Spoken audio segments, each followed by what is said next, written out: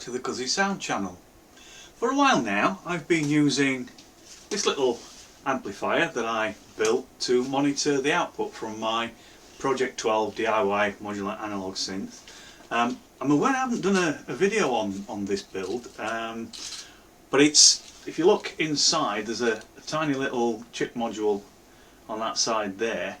It's actually a 3-watt stereo amplifier module that just requires a power supply between 2.5 and 5 volts, and then plug in some 4-ohm speakers and you've got a 3-watt stereo amp with some inputs on.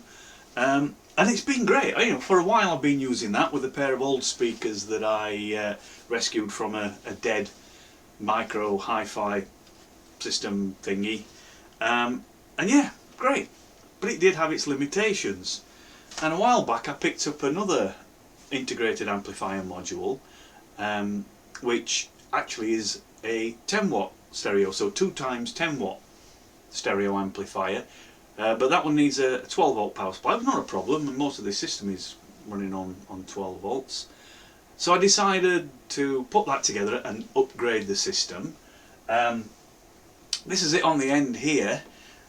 Yeah, I ran out of boxes, but I found an old DVD spindle box that was empty and decided, why not put it in that? So I'll show you this in a bit more detail in a moment. The other thing I did as well, my old micro hi-fi speakers would not handle the power that this thing is capable of putting out.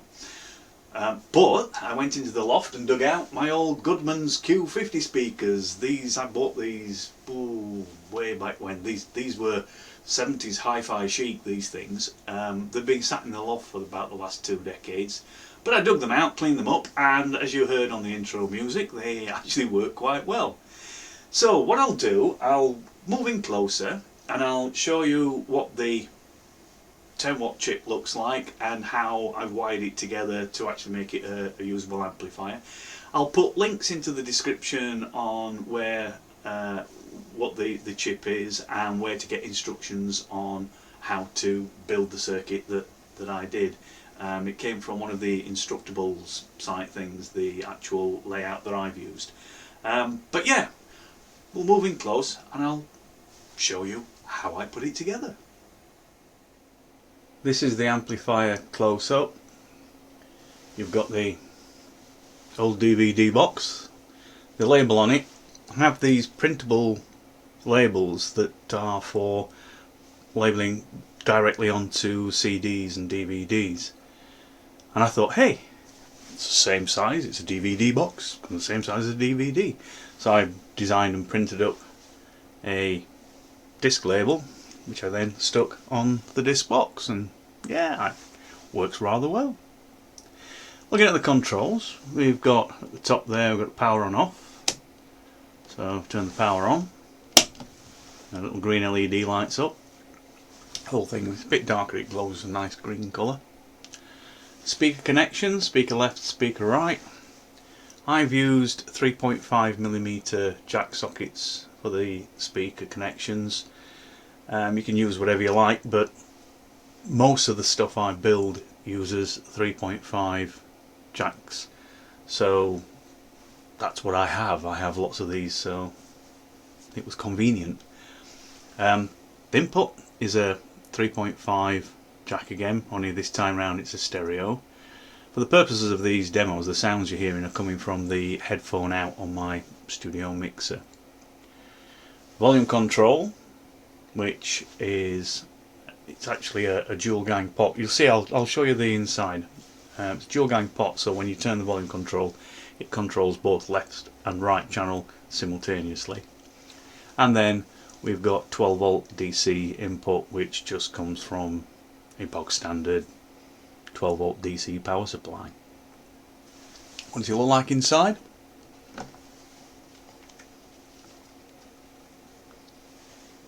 That's what it looks like inside.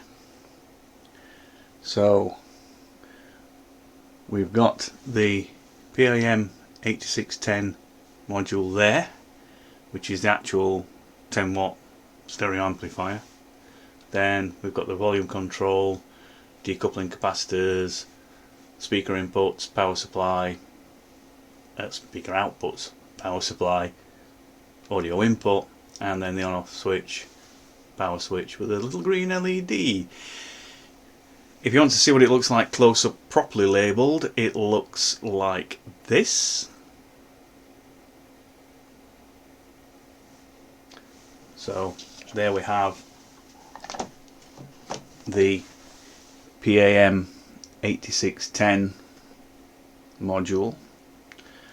The two coupling, the capacitors are on the input are decoupling capacitors that are connected between the stereo input jack and each one of the dual gang potentiometers, and then the outputs go to the left and right in on the module. Then the speaker left and right out from the module go to the speaker jacks, and then you've got the power input. Now on the power input I've used a polarity protection diode, and I've used a 1N4001, which is a 1 amp rated power diode. On the Instructables layout they use either a just check, it's a 1N5822 or a 1N5401.